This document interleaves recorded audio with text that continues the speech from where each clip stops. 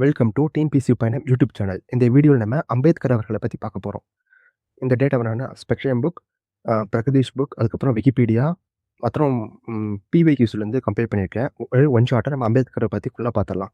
First அம்பேத்கரோட நிக் names அல்லது அவரோட ஃபேமஸான பணிகளை பற்றி பார்த்துடலாம். நம்ம அம்பேத்கர் அவர்களை தி மாடர்ன் மனுன்னு சொல்லிட்டு அழைக்கிறோம். எதனாலனா இவர் கான்ஸ்டியூஷனை கிரியேட் பண்ணுறதுக்கு ரொம்ப ஹெல்ப் பண்ணியிருப்பார். அதனால அடுத்து இண்டிபெண்டன்ட் இந்தியாஸ் ஃபர்ஸ்ட் லா மினிஸ்டர், சுதந்திர இந்தியாவின் முதல் சட்ட அமைச்சர்னு சொல்லிட்டு நம்ம அம்பேத்கர் அவர்களை தான் சொல்கிறோம்.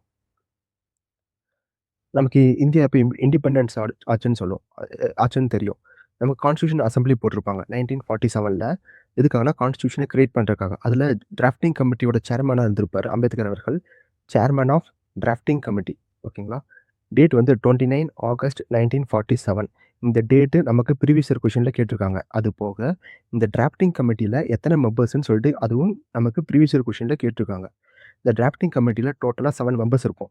இந்த அல்லடி கிருஷ்ணசாமி ஐயர், கோபாலசாமி, மிட்டர், மாதவராவ் இவங்கெல்லாம் சேர்த்து டோட்டலாக 7 மெம்பர்ஸ். இதில் அம்பேத்கர் வந்து இந்த கமிட்டியோட சேர்மனாக இருப்பார்.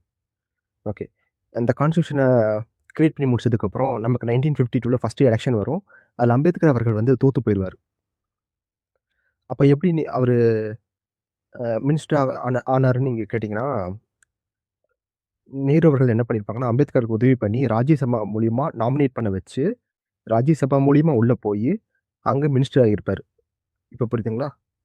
ஏன் சுதந்திர இந்தியாவின் முதல் சட்ட அமைச்சர் எப்படி ஆனாருன்னு? ஓகே. நம்ம அம்பேத்கர் அவர்களை தான் அரசியலமைப்பின் தந்தைன்னு சொல்கிறோம். The father of the constitution. அடுத்து வெளிநாட்டுக்கு சென்று பொருளியலில் முனைவர் பட்டம் பெற்ற முதல் இந்தியர் அம்பேத்கர் அவர்கள் தான். அதே மாதிரி கொலம்பியா பல்கலைக்கழகத்துக்கு சென்று பட்டம் பெற்ற முதல் இந்தியரும் அம்பேத்கர் அவர்களே. The first Indian to pursue a degree in Columbia University. Ambedkar அவர்கள் வந்து தன்னோட கடைசி காலம் 1956 என்ன பண்ணியிருப்பாருன்னா, ஹிந்துயிசம் டு புத்திசம் வந்து கன்வெர்ட் ஆயிருப்பார். மகந்த் வி சந்திரமணின்னு சொல்லிட்டு ஒருத்தர் இருக்காரு. அவர் வந்து அம்பேத்கர் அவர்களை the modern Buddha of this ஏஜ்னு சொல்லிட்டு அழைச்சார். ஏன்னா அம்பேத்கர் அவர்கள் வந்து நம்ம இந்தியாவில் அழிஞ்சு போன இந்த புத்திசத்தை மறுபடியும் தோற்றுவிக்க முயற்சி செய்தார். அவரோட பணிகளை பாராட்டி the modern Buddha of this ஏஜ்னு சொல்லிட்டு அழைச்சார். நமக்கு கொஸ்டின் வந்து எப்படி கேட்பாங்கன்னா, the modern Buddha of this ஏஜ்னு சொல்லிட்டு யாருன்னு கேட்பாங்க. அல்லது இந்த modern Buddha of this age அம்பேத்கர்னு இவர் தான் அம்பேத்கர்னு சொல்லிட்டு யார் அழைச்சா அப்படின்னு சொல்லிட்டு ஆப்ஷனில் நமக்கு இந்த மகந்த் வீர் சந்திரமணியை வந்து ஆப்ஷனில் வைக்கலாம். அடுத்து the founding father of modern India அப்படின்னு சொல்லிட்டு கொலம்பா யூனிவர்சிட்டி வந்து இவருக்கு ஒரு டைட்டில் கொடுத்துச்சு. நவீன இந்தியாவை தோற்றுவித்த தந்தை அப்படின்னு சொல்லிட்டு. அடுத்து நமக்கு அம்பேத்கர் அவர்களுக்கு ஃபுல் நேம் நமக்கு என்ன தெரியும்? பாபா சாஹேப் அம்பேத்கர். பாபா சாஹேப் அதுக்கு என்ன அர்த்தம்னா, மதிப்பிற்குரிய தந்தை, த ரெஸ்பெக்டட் ஃபாதர். நமக்கு வந்து இந்த மாதிரி தலைவர்களோட பெயர்கள் வந்து ரொம்ப பெருசாக இருந்துச்சுன்னா அதில் ஒரு பகுதி மட்டும் எடுத்து அதுக்கு என்ன அர்த்தம்னு கேட்குறாங்க. இதுக்கு எடுத்துக்காட்டு வந்து நமக்கு ப்ரீவியஸ் கொஷனில் காயிதே மில்லத் அவர்களை பற்றி கேட்டிருப்பாங்க கொஷின். காயிதே மில்லத்னா என்ன பொருள்னு சொல்லிட்டு கேட்டிருப்பாங்க. அதனால் இதை பார்த்துக்கோங்க. அடுத்து நமக்கு பிரகதீஷ் புக்கில் என்ன கொடுத்துருக்காங்கன்னா, ப்ரொடெக்டர் ஆஃப் சோஷியல் ஜஸ்டிஸ், சமூக நீதி பாதுகாவலர், ப்ரொடெக்டர் ஆஃப் சோஷியலிசம், சமதர்ம காவலர் அப்படின்னு சொல்லிட்டு 2 டைட்டில் கொடுத்துருக்காங்க. நான் இதை ஆட் பண்ணிட்டேன். இதோட ஃபுல் நேம் பார்த்தோன்னா பாபா சாஹேப் பீமா ராவோ ராம்ஜி அம்பேத்கர். ஓகேங்களா.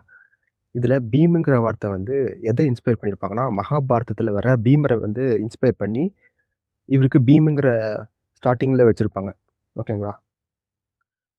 அடுத்து வந்து நம்ம அம்பேத்கர் அவர்களுக்கு வந்து இந்தியாவில் ஸ்டாச்சு வச்சுருக்கோம். அந்த ஸ்டாச்சு பேர் தான் ஸ்டாச்சு ஆஃப் சோஷியல் ஜஸ்டிஸ். எங்கே இருக்குன்னா விஜயவாடாவில் இருக்குது, ஆந்திரா. எவ்வளோ அடினா 206 அடி. இது நம்ம அம்பேத்கர் அவர்களுக்காக நிறுவப்பட்ட ஸ்டாச்சு. அதுபோக இப்போது நான் இந்த வீடியோ எடுக்கிறது வந்து ஜூலை 2026 இந்த வீடியோ எடுத்துகிட்டு இருக்கிறேன். இப்போ வந்து புதுசாக ஒரு ஸ்டாச்சு கன்ஸ்ட்ரக்ட் பண்ணிகிட்டு இருக்காங்க. எங்கன்னா மும்பையில். அந்த ஸ்டாச்சு பேர் என்ன வச்சுருக்காங்கன்னா, ஸ்டாச்சு ஆஃப் ஈக்குவாலிட்டி. இது வந்து யாரோடதுன்னா, அம்பேத்கர் அவர்களோட உருவச்சிலை தான். இது இப்ப கட்டிட்டு இருக்காங்க.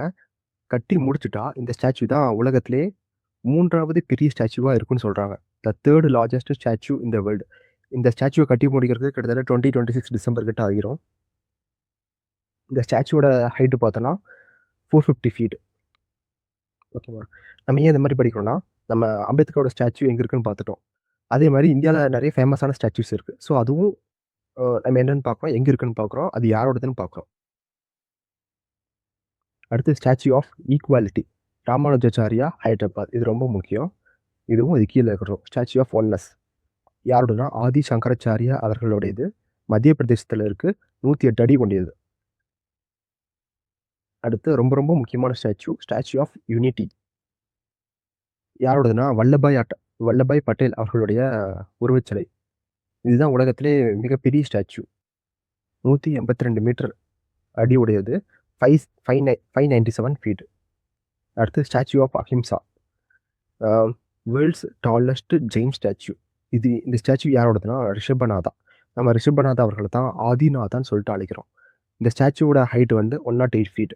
நீங்க அட்லீஸ்ட் இந்த ஹைட் அ இந்த எவ்வளோ ஹைட்டுன்னு படிக்கலைனாலும் பரவால்ல.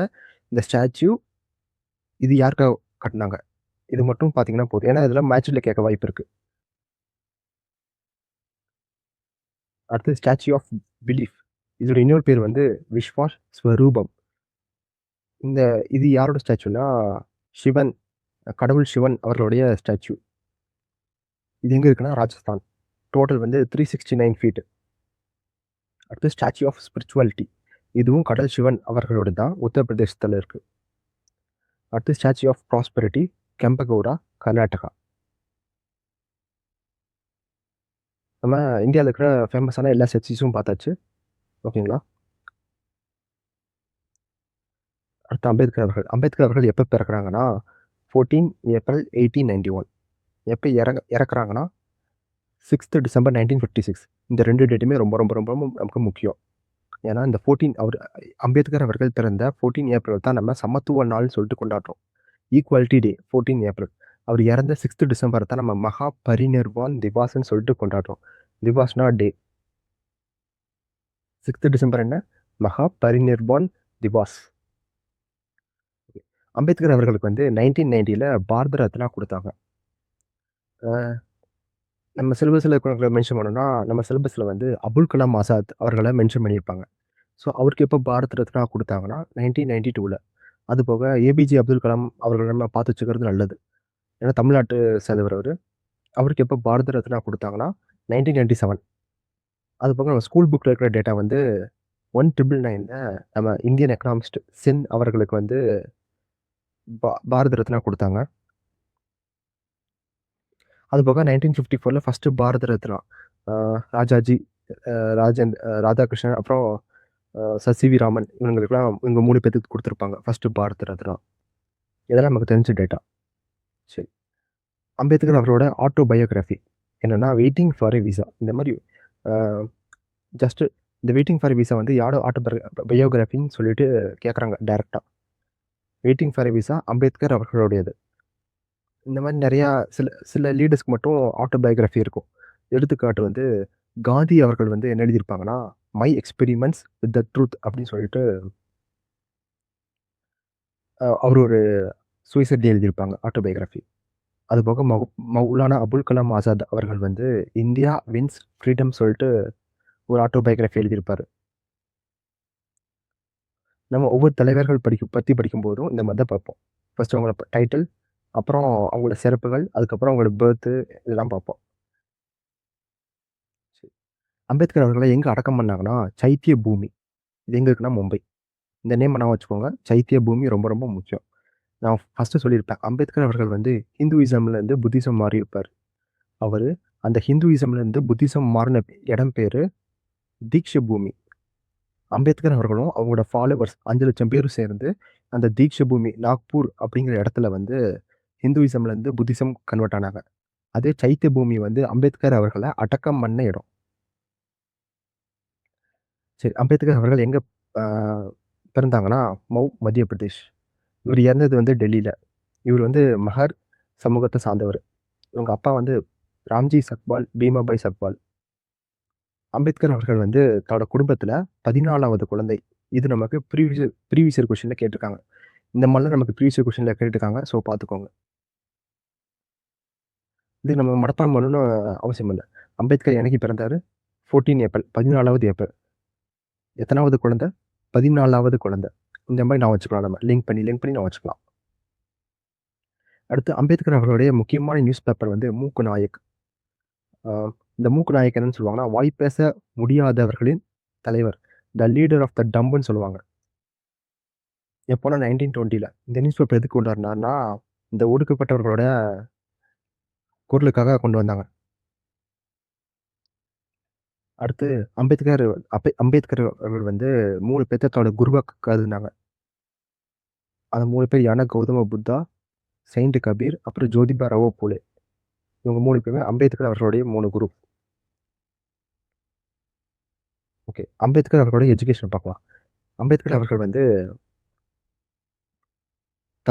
கல்வி தொடங்குனதுலருந்து நெறையா அ ஆ தாழ்ச்சிகள பார்த்திருப்பாரு. நெறைய சாதிய கொடுமைகளால பாதிக்கப்பட்டிருப்பாரு.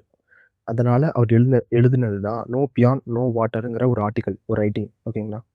இவர் 1908ல எல்ஃபின்ஸ்டன் ஸ்கூல்ல ஜாயின் பண்றாரு. 1912ல எல்ஃபின்ஸ்டன் காலேஜுக்கு போறாரு. யார் உதவினாலனா, மகாராஜா சயாஜிராவோ கெய்க்வாட் 3. இவர தான் நம்ம பரோடா மன்னர்ன்னு சொல்றோம். நமக்கு ப்ரீவியஸ் இயர் கொஸ்டின் என்ன கேட்டாங்கன்னா, அம்பேத்கர் அவர்கள் காலேஜ் படிக்க ஹெல்ப் பண்ண மன்னர் யாருன்னு கேட்டாங்க. என்ன மன்னர்னா, பரோடா மன்னர் ஆப்ஷன் இருந்துச்சு. அவரோட ஃபுல் நேம் வந்து மகாராஜா சயாஜிராவோ கெய்க்வாட் 3. ஓகே. அடுத்து 1915ல கொலம்பியா யூனிவர்சிட்டி. அங்க வந்து ஏன்ஷியன்ட் இந்தியன் காமர்ஸ்ன்னு சொல்லிட்டு ஒரு ரிப்போர்ட் சப்மிட் பண்றாரு. எந்த யூனிவர்சிட்டி, எந்த ரிப்போர்ட் அது மட்டும் பார்த்துக்கோங்க. அத வந்து இந்தியன் நேஷனல் எக்கானமி சொல்லிட்டு ஒரு புக்கா போட்டாங்க. அடுத்து 1916ல ஒரு பிஹெச்டி பண்றாரு. அதுக்கு அவரு சப்மிட் பண்ண ரிப்போர்ட் தான் the national dividend of India thesis. இத வந்து ஒரு புக்கா போட்டாங்க. என்ன புக்குன்னா, the evolution of provincial finance in free India புக்குன்னு சொல்லிட்டு இந்த ரிப்போர்ட் வந்து கன்வெர்ட் பண்ணாங்க. அடுத்து 1916ல லண்டன்ல வந்து காஸ்ட்ஸ் இன் இந்தியா அப்படின்னு சொல்லிட்டு ஒரு ரிப்போர்ட்ட சப்மிட் பண்ணாரு. இது ரொம்ப ரொம்ப ரொம்ப முக்கியம். ஓகேங்களா. நீங்க மேல இருக்கிறது எதுவுமே படிக்கலைனாலும் பரவால்ல. இது மட்டும் பார்த்துக்கோங்க. 1916ல எங்க லண்டன்ல காஸ்ட்ஸ் இன் இந்தியா. அடுத்து 1921ல அ மகாராஜா ஆஃப் கொஹல்பூரோட உதவியோட லண்டன் ஸ்கூல் ஆஃப் எக்கனாமிக்ஸ்ல எம்எஸ்சி படிக்கிறாரு. அடுத்து 1921ல ஒரு பாரிஸ்டர் பட்டம் எங்க பெறாருன்னா, லண்டன் கிரேஸ் இன் காலேஜ் அப்படின்னு சொல்லிட்டு ஒரு காலேஜ் இருக்கு. லண்டன்ல அங்க பாரிஸ்டர் பட்டம் பெறாரு. அடுத்து இன்னொரு முக்கியமானது நமக்கு 1923ல அவர் லண்டன் ஸ்கூல் ஆஃப் எக்கனாமிக்ஸ்ல அ என்ன பண்றாரு, ஒரு ரிப்போர்ட் சப்மிட் பண்றாரு. Problem of rupee and its solutions. இந்த புக்க வச்சு தான் கில்டன் யங் கமிட்டி வந்து ஆர்பிஐ வந்து செட்டப் பண்றதுக்கு ரெக்கமெண்டேஷன் குடுத்திருப்பாங்க. Reserve Bank of India. நமக்கு தெரியும் ரிசர்வ் பேங்க் ஆஃப் இந்தியா எப்போ போட்டாங்கன்னு. ஏப்ரல் 1, 1935ல. 1934ல ஆர்பிஐ ஆக்ட் போட்டிருப்பாங்க. அடுத்து ஓஸ்மானியா பல்கலைக்கழகம் வந்து அம்பேத்கர் அவர்களுக்கு வந்து முனைவர் பட்டம் குடுத்தாங்க. எப்பன்னா 1953. எந்த பல்கலைக்கழகம் மட்டும் பார்த்துக்கோங்க. அடுத்து அம்பேத்கர் அவர்களுடைய பொது வாழ்க்கை. 1916ல இவரு என்ன பண்றாருன்னா, சவுத் போரோ கமிட்டி கிட்ட போயி தனி தொகுதிகள் கேட்கிறாரு. தாழ்த்தப்பட்டவர்களுக்கு. அதாவது separate elected for depressed people அப்படின்னு சொல்லுவோம். இந்த சவுத் போரோ கமிட்டி எதுக்காக போட்டாங்கன்னா, நமக்கு வந்து இந்த நான் பிராமின்ஸ்க்கு வந்து இட ஒதுக்கீடு குடுக்கணும்னு சொல்லிட்டு, அது எவ்வளோ பெர்சன்டேஜ் என்ன முடிவு பண்றதுக்காக இந்த கமிட்டி போட்டாங்க. நம்ம ப்ரீவியஸ் கொஸ்டின் என்ன கேட்டிருக்காங்கன்னா, இந்த சவுத் போரோ கமிட்டில யார் யார் மெம்பர்ஸ்? ரொம்ப ரொம்ப முக்கியம். சுரேந்திரநாத் பானர்ஜியும், சீனிவாசனும் இருப்பாங்க. இந்த இந்த கமிட்டில. இந்த கமிட்டில தான் அம்பேத்கர் போய் தன்னோட ரிப்போர்ட்ட குடுக்குறாரு. இந்த மாரி தாழ்த்தப்பட்டவர்களுக்குன்னு சொல்லிட்டு நீங்க தனியா செப்பரேட் எலக்டேட் குடுத்தா மட்டும் தான் தாழ்த்தப்பட்டவங்க வந்து மேல வர முடியும் அப்படின்னு சொன்னாரு. சரி. 1926ல all India depressed classes association சொல்லிட்டு எம்.சி. ராஜா தொடங்குறாரு. அம்பேத்கர் அதுல ஜாயின் பண்றாரு. ஆனா, அந்த அசோசியேஷன்ல இருக்கிறவங்க என்ன பண்றாங்கன்னா, அம்பேத்கர் அவர்களுடைய இந்த தனி தொகுதிகள் செப்பரேட் எலக்டேட்ட வந்து ரிஜெக்ட் பண்றாங்க. இது வந்து பிரிவினைய வந்து ஏற்படுத்தும் அப்படின்னு சொல்லிட்டு ரிஜெக்ட் பண்றாங்க. அதனால அம்பேத்கர் அந்த அசோசியேஷன்லேருந்து வெளியில வந்து அவரே தனியா ஒரு அசோசியேஷன் ஸ்டார்ட் பண்ணாரு. 1930ல all India depressed classes Congress. இதுதான் அந்த அசோசியேஷனோட பேரு. இதே மாரி நமக்கு பாபு ஜக்ஜீவன் ராம் வந்து அவர் ஒரு அசோசியேஷன் கிரியேட் பண்ணியிருப்பாரு. All India depressed Classes League. அடுத்து அம்பேத்கர் அவர்கள் வந்து 1924ல ஒடுக்கப்பட்ட பாரத சபைய கிரியேட் பண்றாரு. நம்ம தமிழ் புக்ல ஒடுக்கப்பட்ட பாரத சபைன்னு இருக்கும். அதாவது இங்கிலீஷ்ல சொல்லணும்னா, பஹிஷ்கிருத் ஹிதகாரிணி சபா இன் மும்பை. ஓகேங்களா? 1924ல. இந்த பஹிஷ்கிருத் ஹிதகாரிணி சபாக்காக ஒரு பத்திரிக்கையும் வெளியிடுறாரு. அந்த பத்திரிக்கை வந்து 1927ல பஹிஷ்கிருத் பாரத். ஓகேங்களா? ஓகே. இந்த சபாவோட மோட்டோ என்னன்னா, எஜுகேட், அகிடேட் அண்ட் ஆர்கனைஸ். இது நமக்கு ஒரு ப்ரீவியஸ் இயர் கொஸ்டின். இந்த பஹிஷ்கிருத் ஹிதகாரிணி சபாவோட சேர்மன் வந்து சிம்மன்லால் சட்டால்வட். இதோட சேர்மனா அம்பேத்கர் இருப்பாரு. ஒடுக்கப்பட்ட பாரதம் நியூஸ் பேப்பர் பார்த்தோம். அதான் பஹிஷ்கிருத் பாரத் நியூஸ் பேப்பர். அந்த சபாக்கு சார்பாக அம்பேத்கர் அவர்கள் ரிலீஸ் பண்ணியிருப்பாங்க. அடுத்து 1927ல சமாஜ் சமாத சங்கம் சொல்லிட்டு ஒரு சங்கத்தை ஏற்படுத்துறாரு. 1930, 31, 32 3 ரவுண்ட் டேபிள் கான்ஃபரன்ஸ்லயுமே அம்பேத்கர் அவர்கள் பார்ட்டிசிபேட் பண்ணியிருப்பாரு. ஆனா, ரெட்டமலை சீனிவாசன் அவர்கள் வந்து ஃபர்ஸ்ட் 2 ரவுண்ட் டேபிள் கான்ஃபரன்ஸ்ல மட்டும் தான் பார்ட்டிசிபேட் பண்ணியிருப்பாரு. இது கொஞ்சம் பார்த்து வச்சுக்கோங்க. நமக்கு கம்யூனல் அவார்டு வந்து 16 ஆகஸ்ட் 1932ல போடுறாங்க.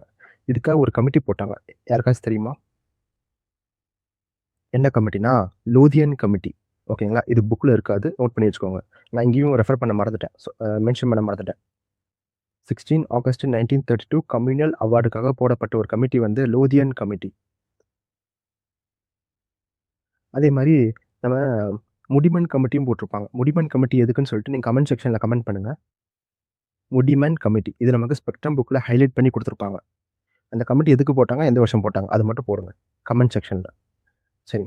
அடுத்து வந்து பூனா ஒப்பந்தம். 24 செப்டம்பர் 1932. அம்பேத்கர் அவர்கள் வந்து தனி தொகுதிகள் கேட்டதுனால, தனி தொகுதிகள அம்பேத்கர் குடுத்துட்டாங்க. அம்பேத்கர் அவர்களுக்கு. ஆனா காந்தி என்ன சொல்றாருன்னா, இது வந்து ஒரு பிரிவினைவாதத்த வந்து ஏற்படுத்தும் இந்துக்களுக்குள்ள அப்படின்னு சொல்லிட்டு அவர் உண்ணாவிரதம் இருக்கிறாரு. அப்ப வந்து காந்தி எங்க இருப்பாருன்னா, ஏர்வாடி சிறையில அடைச்சு போட்டிருப்பாங்க காந்தி அவர்கள. அந்த சிறையிலேயே அவர் வந்து உண்ணாவிரதம் இருக்கிறாரு.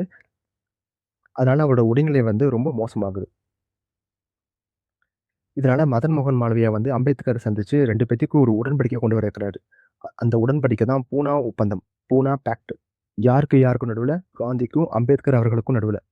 எங்க கையெழுத்து எங்க கையெழுத்திட்டாங்கன்னா, ஏர்வாடி சிறையில. காந்தி சார்பாக மதன் மோகன் மாளவியாவும், அம்பேத்கர் சார்பாக ரெட்டைமலை சீனிவாசன் தான் இந்த பூனா ஒப்பந்தத்துல கையெழுத்திட்டாங்க. ஓகே. 15 ஆகஸ்ட் 1936ல அம்பேத்கர் அவர்கள் இண்டிபெண்டன்ட் லேபர் பார்ட்டின்னு சொல்லிட்டு ஒண்ணு தொடங்குறாரு. சுதந்திர தொழிலாளர் கட்சி. இது நமக்கு ப்ரீவியஸ் கொஸ்டின்ல கேட்டிருக்காங்க. குணலாஜிலயும் கேட்டிருக்காங்க. இந்த கட்சியில வந்து 17 தொகுதிகள்ல மொத்தம் 15 தொகுதியில வின் பண்ணாங்களாமா. இது ஸ்பெக்ட்ரம் புக்ல குடுத்ததுனால. அடுத்து இந்த சுதந்திர தொழிலாளர் கட்சிய அம்பேத்கர் அவர்கள் வந்து 1942ல all India scheduled caste federation எஸ்சிஎஃப்ன்னு சொல்லுவோம். எஸ்சிஎஃப்ன்னு சொல்லிட்டு நேம் சேஞ்ச் பண்றாரு.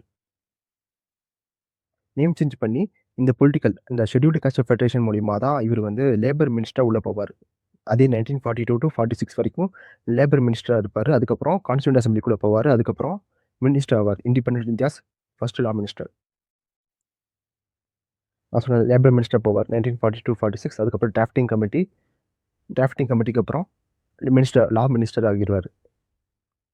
சரி, அம்பேத்கர் அவர்களோட ரீஃபார்ம் ஆக்டிவிட்டீஸ் இவங்க என்னென்ன போராட்டங்களை முன்னெடுத்தாங்கன்னு பார்க்கலாம். ஃபர்ஸ்ட் வந்து மகத் சத்தியாகிரகம். மகதுங்கிறது ஒரு குளம். ஓகேங்களா? அந்த குளத்துல வந்து தாழ்த்தப்பட்ட சாதியினர் வந்து தண்ணி எடுக்கக்கூடாது. அந்த தண்ணிய பயன்படுத்தக்கூடாதுன்னு தடை வச்சிருப்பாங்க. அம்பேத்கர் அவர்கள் வந்து போராட்டம் எடுக்குறாங்க. அந்த போராட்டம் பண்ணி தாழ்த்தப்பட்டவர்களுக்கு வந்து அந்த உரிமைய வாங்கி குடுக்குறாங்க. இந்த மகத் சத்தியாகிரகம் தொடங்கப்பட்ட 20 மார்ச்ச தான் நம்ம இந்தியால வந்து சோஷியல் எம்பவர்மென்ட் டேன்னு சொல்லிட்டு கொண்டாடுறோம். அடுத்து அம்பேத்கர் அவர்கள் வந்து மனுஸ்மிருதிய எரிச்சிருப்பாரு. ஏன்னா, இந்த மனுஸ்மிருதி தான் அ இந்துக்களுக்கு வந்து தாழ்த்தப்பட்ட உரிமைய வந்து தாழ்த்தப்பட்ட அந்த எண்ணத்த வந்து குடுத்துச்சு. பிராமண, வைஷ்ய, சூத்ரன்னு சொல்லிட்டு அது வந்து இந்த மனுஸ்மிருதியிலிருந்து தான் தோன்றுச்சுன்னு சொல்லிட்டு மனுஸ்மிருதிய வந்து அம்பேத்கர் அவர்கள் எரிச்சிருப்பாரு. எப்பங்கன்னா 25 டிசம்பர் 1927. இவரு இந்த மனுஸ்மிருதிய எரிச்ச இந்த 25 டிசம்பர தான் நம்ம ஒவ்வொரு வருஷமும் மனுஸ்மிருதி தஹான் தின் டே அப்படின்னு சொல்லிட்டு நம்ம கொண்டாடுறோம். மனுஸ்மிருதி ஓகேங்களா? தஹான் தின்னுனா அது எரிக்கிறது. ஓகே. அடுத்து கலராம் டெம்பிள் என்ட்ரி மூவ்மெண்ட். 2 மார்ச் 1930ல கலராம் கோவில் நுழைவு போராட்டம். நம்ம அந்த மகத் சத்தியாகிரகம் பார்த்தோம். அதுல என்னன்னா, அந்த மகதுங்கிற குளத்துல அந்த உரிமைக்காக போராடுனாங்க. கலாராம் டெம்பிள் என்ட்ரிங்கிறது கோயில் நுழைவு போராட்டம். எங்கன்னா நாசிக்ல இருக்கும். அதனால தான் இது வந்து நாசிக் சத்தியாகிரகம் சொல்றோம். நாசிக் சத்தியாகிரகம் யாரோட தொடர்புடையதுன்னா, அம்பேத்கர் அவர்களுடையது. தர்ஷனா சத்தியாகிரகம்ல வந்து ஒரு பெண்மணி வந்து ஃபேமஸா பார்ட்டிசிபேட் பண்ணியிருப்பாங்க. அது யாருன்னு தெரிஞ்சா உங்களுக்கு கமெண்ட் செக்ஷன்ல நீங்க கமெண்ட் பண்ணுங்க. தர்ஷனா சத்தியாகிரகம். ஓகேங்களா? அவங்கள கூட நம்ம வந்து பாரத கோகிலான்னு சொல்லுவோம். பட்ட பேரோட. இல்ல நைட்டிங்கேல் ஆஃப் இந்தியான்னு சொல்லுவோம். உங்களுக்கு யாருன்னு தெரிஞ்சா நீங்க கமெண்ட் செக்ஷன்ல கமெண்ட் பண்ணுங்க. ஓகே. 1956ல அம்பேத்கர் அவர்கள் என்ன பண்ணாங்கன்னா, புத்திசம்ல கன்வெர்ட் ஆகுறாரு. ஹிந்துயிசம் டூ புத்திசம்க்கு கன்வெர்ட் ஆகுறாரு. எந்த இடத்துலன்னா, நாக்பூர் தீக்ஷ பூமி. அவரு கன்வெர்ட் ஆன அந்த டேவ தான் நம்ம என்னன்னு சொல்றோம்னா, தர்ம சக்கர பரவர்த்தன் தின். ஓகேங்களா?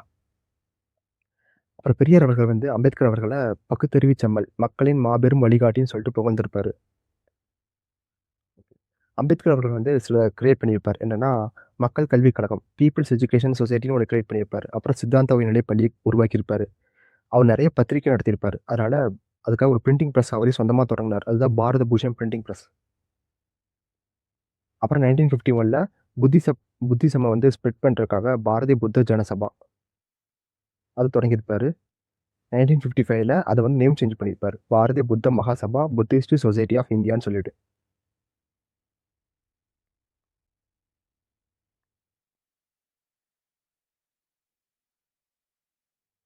அம்பேத்கர் அவர்கள் வந்து புத்திஸ்ட் சொசைட்டி ஆஃப் இந்தியா உருவாக்குனாரா? இப்போ உங்களுக்கு ஒரு கேள்வி. என்ன கேள்வினா, புத்தி ஆல் இந்தியா புத்திஸ்ட் அசோசியேஷன கிரியேட் பண்ணது யாருன்னு சொல்லுங்க? அவர் வந்து நம்ம திராவிட பேரொளின்னு சொல்லுவோம். சரி, நம்ம அம்பேத்கர் அவர்களுக்கு வரலாம். அம்பேத்கர் அவர்கள் வந்து 13 அக்டோபர் 1935ல டிக்ளேர் பண்றாரு. என்ன டிக்ளேர் பண்றாருன்னா, நான் ஹிந்துயிசம்ல பிறந்திருப்பேன். ஆனா சாகும்போது ஒரு ஹிந்துவா மட்டும் சாக மாட்டேன்னு சொல்லிட்டு ஒரு டிக்ளேர் பண்ணியிருப்பாரு. I was born in Hinduism, but I will not die as a Hindu. இது மூலம் என்ன தெரியுதுன்னா, அவர் அப்பயே முடிவு பண்ணிட்டார். நான் ஹிந்துயிசம்லேருந்து கன்வெர்ட் ஆக போறேன்னு சொல்லிட்டு. அம்பேத்கர் அவர்களுக்கு வந்து இந்த புத்திசம் கன்வெர்ட் ஆகறதுக்கு முன்னாடி 4வது உலக புத்த மாநாட்டுல பங்கேற்றிருப்பார். காத்மாண்டு, நேபாள்ல நடந்திருக்கும். அந்த மீட்டிங்ல அவர் வந்து பேசியிருப்பாரு. என்ன தலைப்புன்னா, புத்தா அண்ட் ஹிஸ் தம்மாங்கிற தலைப்புல வந்து பேசியிருப்பார். அதத்தான் நமக்கு வந்து புக்கா கன்வெர்ட் பண்ணாங்க. அவர் இறந்ததுக்கப்புறம் 1957ல புத்தா அண்ட் ஹிஸ் தம்மாங்கிற பேர்ல வந்து அவரோட புக்க வந்து வெளியிட்டாங்க. அதே கான்ஃபரன்ஸ்ல அவருக்கு வந்து ஒரு டைட்டில் குடுத்தாங்க. என்ன டைட்டில்னா, போதி சத்வா. ஓகேங்களா? அம்பேத்கர் அவர்கள் ஃபாலோ பண்ணிய புத்திசம் வந்து நவ புத்தம் சொல்லிட்டு அவர் பெயரிட்டார். அதே மாரி தன்னோட ஃபாலோவர்ஸ்க்கு வந்து ஒரு 22 பாயிண்ட்ஸ் வந்து ஃபாலோ பண்ணணும்னு சொல்லிட்டு அவரு அறிக்கை விட்டாரு. அடுத்து அம்பேத்கர் அவருடைய அரசியல் பத்தி பார்க்கலாம்.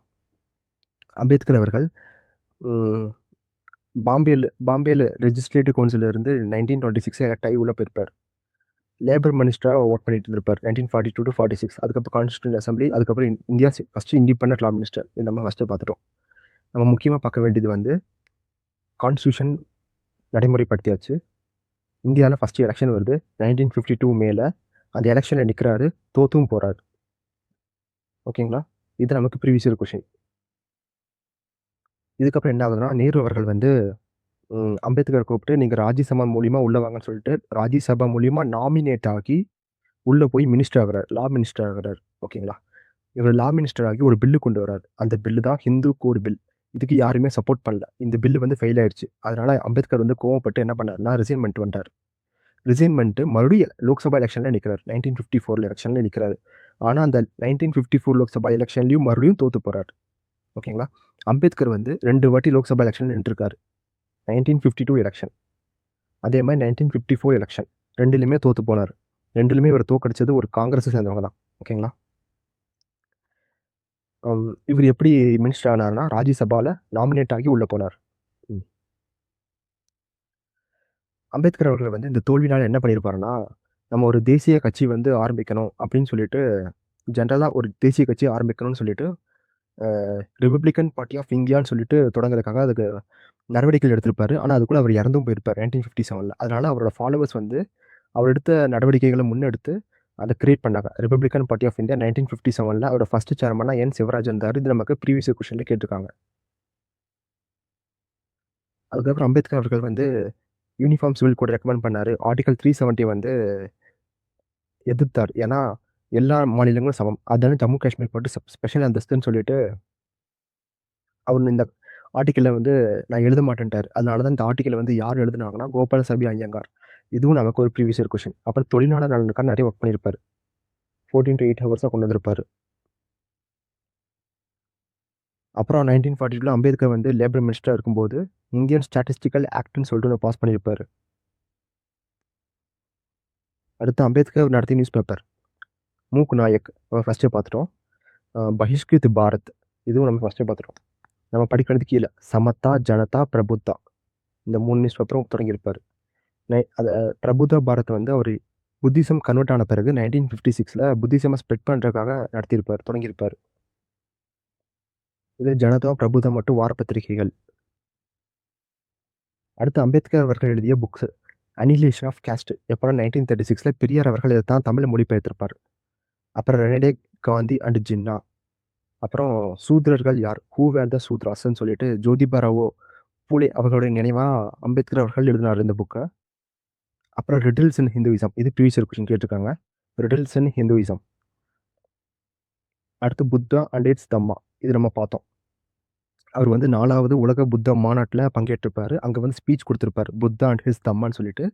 அந்த ஸ்பீச்ச வந்து புக்கா மாத்தி, புத்தா ஹிஸ் தம்மான்னு சொல்லிட்டு அவர் இறந்ததுக்கப்புறம் அடுத்த வருஷம் 1957ல குடுத்தாங்க. பப்ளிஷ் பண்ணாங்க. அடுத்து அம்பேத்கர் அவருடைய கோட்ஸ். என்னன்னா, "if I find the constitution being misused, I shall be the first to burn இட்ன்னு சொல்லியிருப்பாரு. அ அரசியலமைப்பை தவறாக பயன்படுத்தினால், அதை எரிப்பவன் முதலாவதா நானே இருப்பேன்னு சொல்லிட்டு அவர் சொல்லியிருப்பாரு. இது டிஃபரெண்ட்டா இருந்துச்சு. அவர் நெறைய சொல்லியிருப்பாரு. முக்கியமானது மட்டும் பார்க்கலாம். "If a country has to eliminate black money and fake currency, then after every 10 years, country currency should be demonetized." ஒரு கண்ட்ரில கள்ள நோட்டும், அ ஃபேக் கரன்சி இருக்கக்கூடாதுன்னா, அந்த கண்ட்ரில ஒவ்வொரு 10 வருஷத்துக்கு ஒருக்கும் டிமானிடைஸ் பண்ணணும். அதாவது பண மதிப்பிழப்பு பண்ணணும். நமக்கு வந்து பண மதிப்பிழப்பு வந்து நவம்பர் 2016ல பண்ணியிருப்பாங்க. "Tell me what share I am to have in the ஸ்வராஜ்ன்னு" சொல்லிட்டு அம்பேத்கர் ஒரு கோட் சொல்லியிருக்காரு. இது நமக்கு ப்ரீவியஸ் இயர் கொஸ்டின்ல கேட்டிருக்காங்க. அடுத்து "we are Indians first and Hindu afterward or Muslim afterwards. I am not satisfied with this. I want all people to be Indians first, Indians last and nothing else but இந்தியன்ஸ்ன்னு சொல்லிட்டு அம்பேத்கர் அவர்கள் சொன்னாரு. இதுவும் நமக்கு ஒரு ப்ரீவியஸ் இயர் கொஸ்டின். அடுத்து "be educated, be organised, be agitated" இதுவும் அம்பேத்கர் அவர்கள் சொன்னது ப்ரீவியஸ் இயர் கொஸ்டின். இது வந்து பகிஷ்கிருத் ஹிதகாரிணி சபாவோட ஸ்லோகன். அடுத்து "I like the religion that teachers liberty, equality, fraternity" இதுவும் நமக்கு பி.ஆர். அம்பேத்கர் அவர்கள் தான் சொல்லியிருக்காரு. இது ப்ரீவியஸ் இயர் கொஸ்டின். நம்ம லிபர்ட்டி, ஈக்வாலிட்டி, ஃப்ரெட்டர்னிட்டி வந்து பிரெஞ்சு ரெவல்யூஷன் வந்து எடுத்திருப்போம். 1789 பிரெஞ்சு ரெவல்யூஷன். அடுத்து "life should be greater rather then long" இதுவும் பி.ஆர். அம்பேத்கர் அவர்கள் சொன்னது. ப்ரீவியஸ் இயர் கொஸ்டின்ல கேட்டிருக்காங்க. அடுத்து நமக்கு பாஷ்வா புக்ல ஒரு கோட் குடுத்திருந்தாங்க. "I measure the progress of a community by the degree of progress which women have achieved." ஒரு சமூகம் எவ்வளோ வளர்ச்சி அடைந்திருக்கிறது என்று நான் எதை வைத்து மணி மதிப்பிடுவேன் என்றால், அந்த சமூகத்துடைய பெண்கள் முன்னேற்றத்தை வைத்து தான் சொல்லிட்டு அம்பேத்கர் அவர்கள் சொல்லியிருப்பாரு. அடுத்து அம்பேத்கரோட லா யூனிவர்சிட்டி 1997ல. அடுத்து "who was considered as an intellectual who anticipated doctor B R. Ambedkar by 2 generations." அ அம் டாக்டர் பி.ஆர். அம்பேத்கருக்கு முன்னோடி வந்து அயோத்திதாச பண்டிதர். இது நமக்கு ப்ரீவியஸ் கொஸ்டின்ல கேட்டிருக்காங்க. அடுத்து லண்டன் மியூசியம்ல வந்து கார்ல் மார்க்ஸ் சிலையோட யாரோட ஸ்டாச்சு வந்து பக்கத்துல அட்டாச் பண்ணி வச்சிருக்கோம்னா, அம்பேத்கர் அவர்களுடைய ஸ்டாச்சு. ஓகே. அம்பேத்கர் அவர்கள பத்தி நம்ம ஃபுல்லா எல்லா டேட்டாவும் பார்த்துட்டோம். இதுக்கு மேல நம்ம எந்த டேட்டாவும் தேவையில்ல.